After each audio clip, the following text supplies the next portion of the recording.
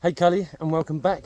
As some of you may or may not know, recently suffered a life-threatening situation, and some of you are seeing that I'm breathing a bit better now. Let's have a look, shall we?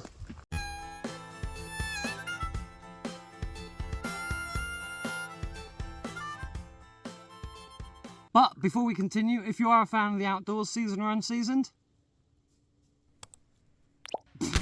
you know what that means. Let's get into it, shall we?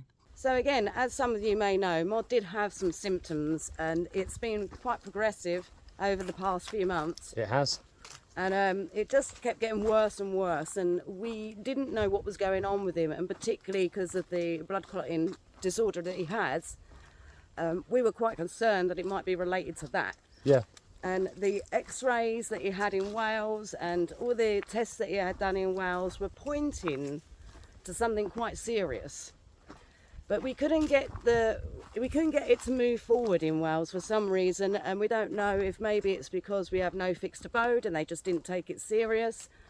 Also, Mod's pain threshold is quite impressive. Yep. So when he's trying to describe to people his symptoms and yet he's not displaying that pain, Yeah. they're not believing him. They're thinking that he's just making it out. Oh, he's blowing it out of proportion. What is the one they like? Hypochondriac. Yeah. So Well, the thing is, they say on a scale of 1 to 10, you know, where's your pain threshold at? And I'm like, 3. You know, it's not very high at all. Well, the pain's not very high. But obviously this time the pain was very high, and I was scoring at an 8 sort of thing. So for that to take effect, that people were like, but all of your other pain scores have been super low. And I went, yeah, because I have a really high tolerance to pain. So it was one of those things of, okay, so I don't want to lie, I don't want to embellish, so I'm just going to tell the truth.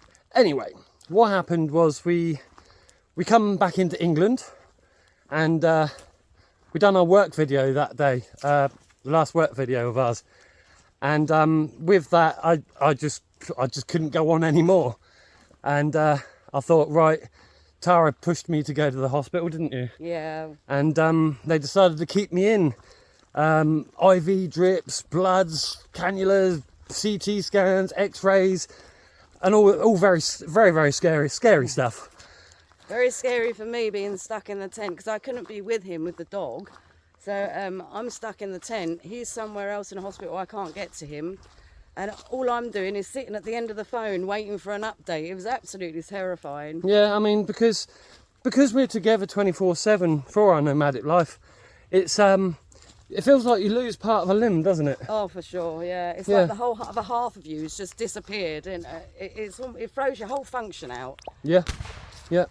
So, what's been happening? Well, we live outside, and we have done for over 10 years, and I've got me clotting condition and things like that. Anyway, I had the pain in my back, thought it was a slip disc. So, as we've mentioned previously, all those sorts of issues. And it turns out that apparently I got fluid at the bottom of my lung, and it could be or is infected, hence now being on antibiotics lots. Well, you spent a couple of days on it intravenously, didn't you? Yeah, they put me on it for 48 hours in the hospital via IV. And with me breathing now, obviously but I'm not gasping. I'm not gasping like I was, which is a huge relief. But the scary thing is the doctor had said to him, he said, I'm going to be straight with you. If you hadn't have come in when you did, Yeah, he said, because you're quite good at dealing with your pain threshold and being super fit. yeah, and being super fit, the doctor was saying that he, unlike somebody who's older who would have had these symptoms, A gradual decline is what they said. yeah, they said that you would have seen a decline, and the help would have been sought sooner. Yeah. But because he'd left it so long, I mean, a few months you were going through all these symptoms. Well, since back in May. The doctor said to him that if he hadn't have come in when he did, it could have been, you're going just fine as you are, and then over. Lights out. You know, so that's how life-threatening it's been. Because of our lifestyle, because of being fit, and that basically masks any underlying health conditions that you might possibly have. So yeah, you'll be walking along one day going, oh, I've got a bit of a chest infection sort of thing. Next minute, you know, you're 6 feet under.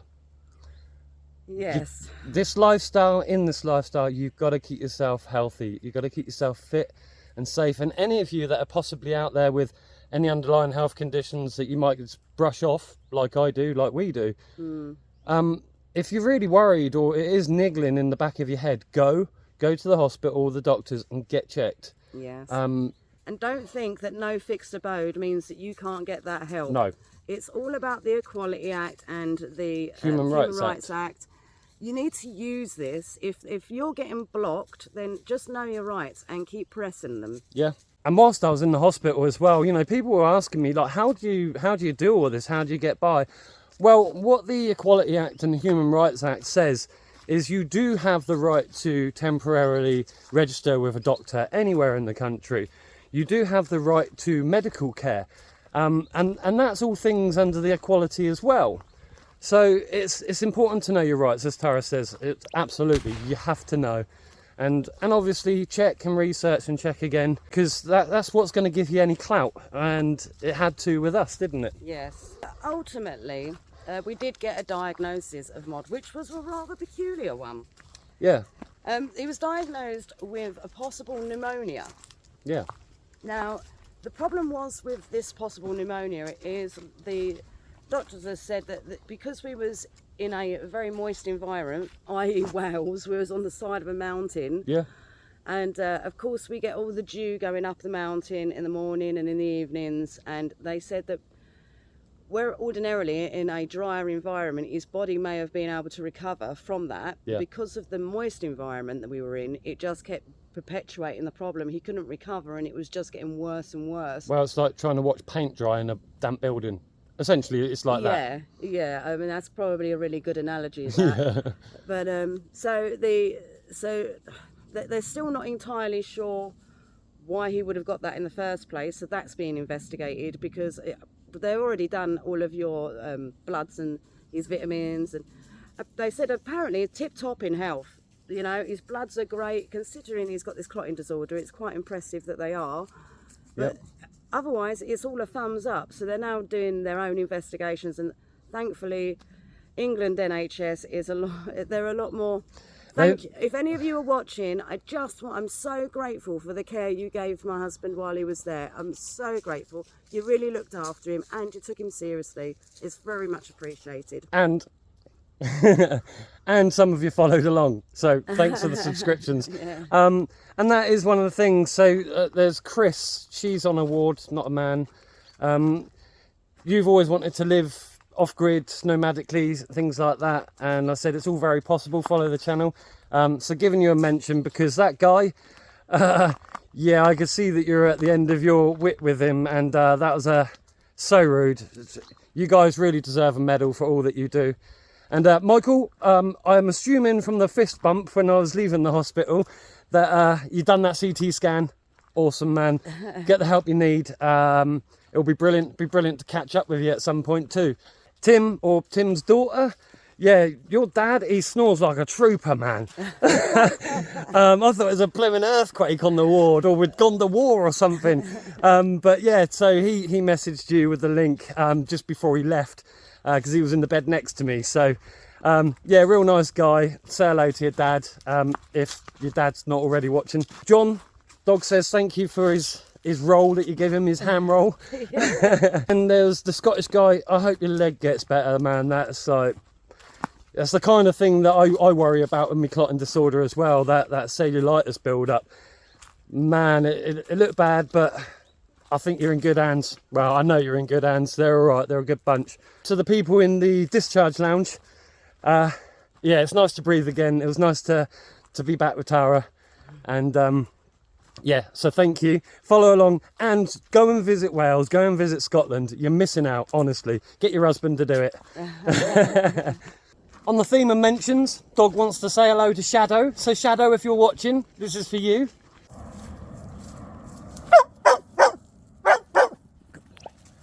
So yeah, in regards to them checking for my vitamins and everything else, in my body. And saying that I'm super fit, they don't mean like super fit like a marathon runner and things like that. I'm not running miles and miles for no fun. Although they did say his vitamins were better than a top athlete's. Right.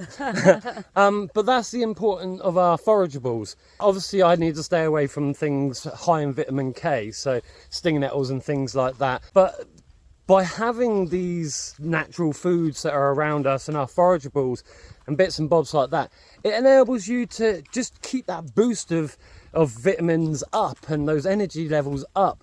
Okay, it's masked the underlying health condition. Yes. But you know, that will be why, you know, I mean, there was Ray Mears done a documentary about hunter-gatherers, survived for 900,000 years before agriculture, and then all of a sudden they died off and people didn't live as long. And from the investigations they did, it turned out that the hunter-gatherer had a much more nutritional diet than once farming and agriculture came in. Once all the grains and all that lot started to come in. So yeah, the importance of the foraging. I kid you not, if you can get into it, if you're new to it, keep practicing, keep going. I know Jess Outdoors, you do a lot of things like that. You know, like I bet you feel better after you've been out in and around Scotland, as opposed to feeling sluggish inside the house. And of course, if you are a bit nervous of what you can and can't eat, and you just, because some things are good for some people and not so good for others. We can all have reactions to things that other people don't. But a good little test that I do is I will crush, what would say for example it's a leaf, I will crush it and rub it on my wrist, and I'll also do my lip, just to see if either will have a reaction. If nothing happens within a few hours, I'll know that it's good to try a nibble. Try a nibble, wait a few hours, and if that's good, then you know that you've got a great forageable there. You know? Yeah. I mean, that's very much like, because if you're in a house, you can do that sort of thing. You can take your time with the foraging, you can take your time with the knowledge and the books and things like that. But if you're out here living like us, you've got to be hot on it. You gotta know what things are, what they're not. And Tara does those little tests for new things that we've never tried, new things that we've just discovered a new plant today. A friend of ours has a overactive thyroid, and this is we found out about this just yesterday, which is really strange. We've come for this little walk, and what do you know? Found a new plant. Yep, gypsy weed. And gypsy weed was used for skin conditions, your breathing conditions, primarily a overactive thyroid. We're going to get Sophie to come see us and our friend JJ and help you out. What I like to think is that when you ask, the Lord shall provide, right? Exactly. Yeah.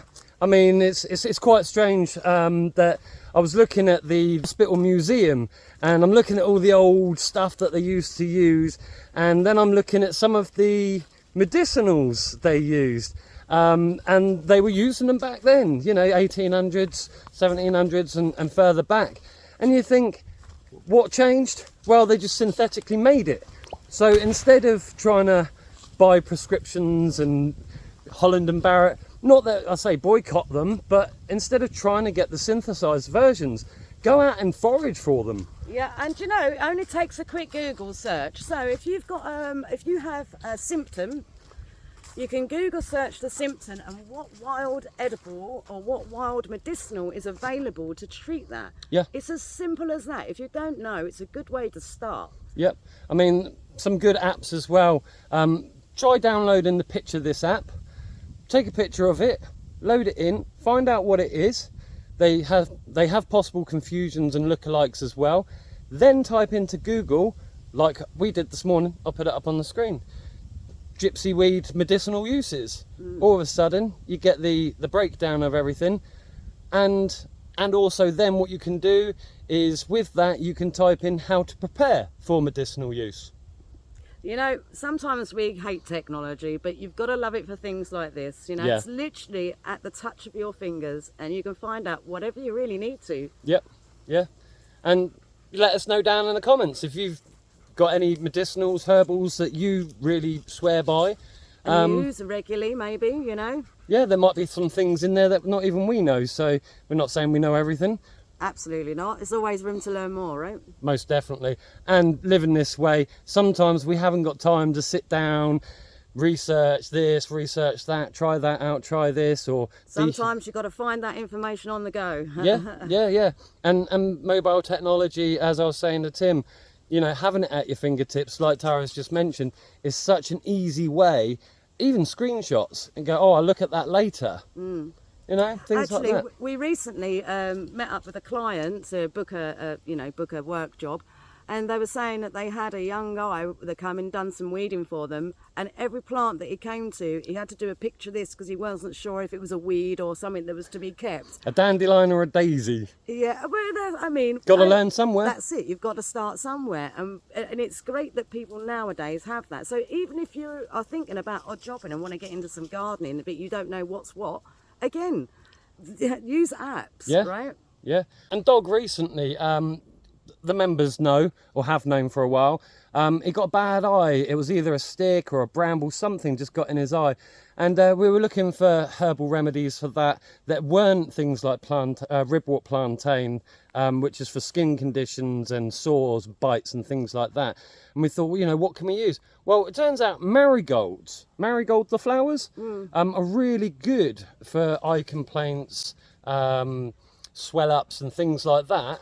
And yeah, within a day, he was down, back to normal. Well, I think it took a couple of days, but yeah, in the first day you could see a significant difference. You know, but it took a couple of days for him to open it again, and we was really worried. You know, God, let's hope his eyeball's okay. Yeah. But thankfully, it's absolutely fine. Yeah, he's all in good health again. Yeah. So it's all good. Yeah, being his usual self, weeing and scuffing and walking backwards and forwards. Look at him. There's Dog. You right, mate? Loving life. Yeah. Look at you scuffing everywhere. What are you doing? What are you doing? Huh? You're trying to make friends with Shadow? What are you doing? Huh? Is it your shadow or Shadow? What are you doing? What are you doing? Sit. Back. Good boy. Woo, good boy. So yeah, the importance of health and underlying conditions that you may be masking, and recognising them. Don't be a mod. No, don't be a mod. Don't be a typical bloke going, oh, it'll pass. That's just a bit of man flu or things like that, because it could lead to something more nefarious, more life-threatening, that could really screw you up for the rest of your life. And, you know, they were saying things to me like, are you sure you're going to continue with this lifestyle? Yes, I am going to continue with this lifestyle because it keeps me fit and healthy. And well, they saw that from the test results, right? Yeah. So, I mean, it was only the underlying condition. So, yeah, always just get yourself checked out. Obviously, if you've got a paper cut, use plasters. Those sort of simple little common things. Yeah, plasters, self-heal. But don't let something nag you just because you've got no fixed abode. Know your rights, stand up for them, assert them as best you can, and get the help you need. Don't go in there demanding. But, you know, just be humble. Be humble and say that you need help. No one's taking you seriously. That's it. It's what they're there for. They're good people. And although I didn't like it years ago and I didn't enjoy the clapping, thank you, NHS. Yes. You guys are awesome. Anyway, until next time. While he's still alive, Happy hopping.